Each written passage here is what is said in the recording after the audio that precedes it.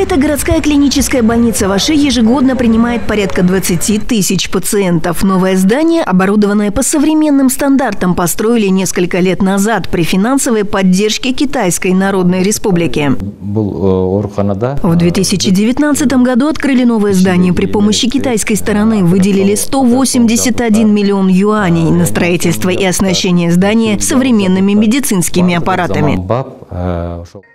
В рамках кыргызско-китайского сотрудничества в области медицины врачи обеих стран регулярно обмениваются опытом. Курсантбек Калыев недавно побывал в Китае, повышал свою квалификацию.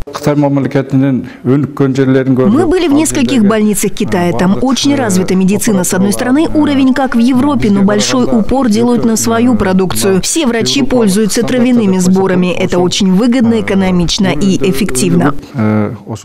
Медицинские связи между Кыргызстаном и Китаем сохранились и во время пандемии 2020 года. Кыргызстан на правах соседа одним из первых собрал и отправил посильную гуманитарную помощь в Китай, когда там стала распространяться пандемия. В свою очередь, китайская сторона, как уже имеющая опыт борьбы с коронавирусом, отправляла в Кыргызстан необходимые средства защиты и медицинское оборудование. В первую волну пандемии у нас была нехватка средств защиты, аппаратов ИВЛ, и Китай одним из первых нам помог. Благодаря этому мы спасли много жизней. В начале кампании по вакцинации весной 2021 года Китай был одним из первых, кто отправил в Кыргызстан 150 тысяч доз своей вакцины. Кампанию по вакцинации мы начинали с китайской вакцины, поскольку их вакцины было удобно хранить. Кроме Синофарма, мы также приобрели вакцину Верасел.